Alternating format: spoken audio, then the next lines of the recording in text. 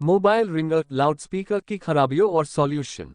Mobile में ringer की आवाज से ही MP3, FM radio, video, movies, games आदि की रिंग हम सुनाई देती है। रिंगर को लाउडस्पीकर भी कहते हैं।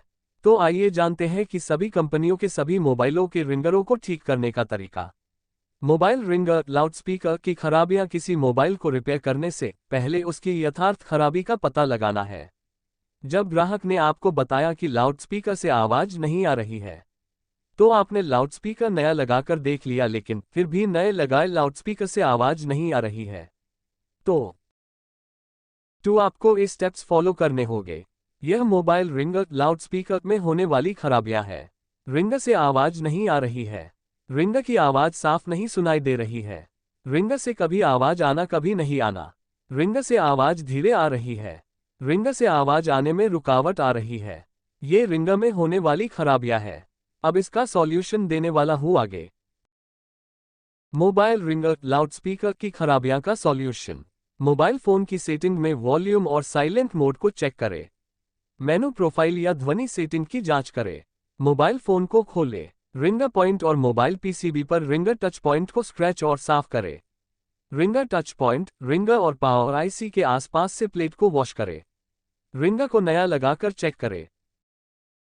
टेस्टिंग लाउडस्पीकर स्पीकर टेस्टिंग के लिए मल्टीमीटर को बाजार मोड पे सेट करेंगे। स्पीकर की वैल्यू 28 से लेकर 32+ बिप आए तो स्पीकर सही है।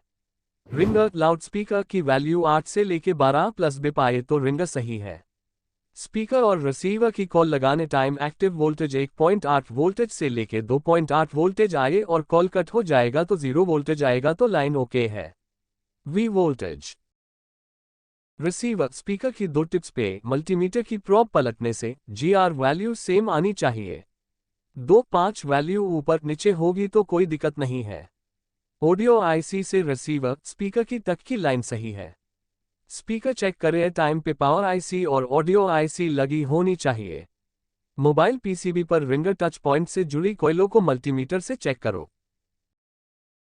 1. रिसीवर स्पीकर की लाइन सही है तो रिसीवर स्पीकर और IC की प्रॉब्लम है।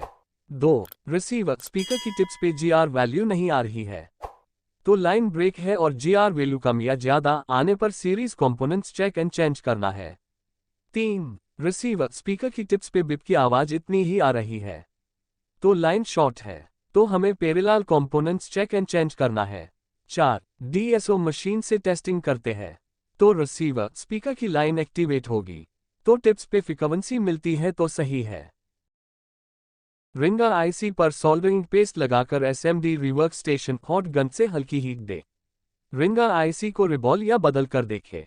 पावर IC पर हीट दे। पावर IC UAM IC पर पैकिंग लगाए। रिसीवर स्पीकर की लाइन कंपोनेंट्स ओके है फिर भी GR वैल्यू नहीं आ रही है तो पावर IC रिवोल्व करेंगे एंड चेंज करेंगे। सेम नंबर की IC को लगाना है। CPU को हीट या रिबॉल या चेंज करे। नोट मोबाइल में रिंग धीरे बजती है तो ये करे बॉडी में छेद डटे हुए हैं तो साफ करे। PCB प्लेट को वॉश करे। स्पीकर से आवाज निकलती है और आवाज सिग्नल है और सिग्नल को ग्राउंड नहीं कर सकते हैं।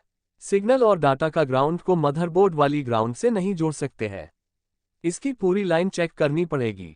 मोबाइल टेक्नीशियन को इस शॉर्ट नेम पता होना चाहिए। NF not fitted, NM not mount, NC not connected, TP test point.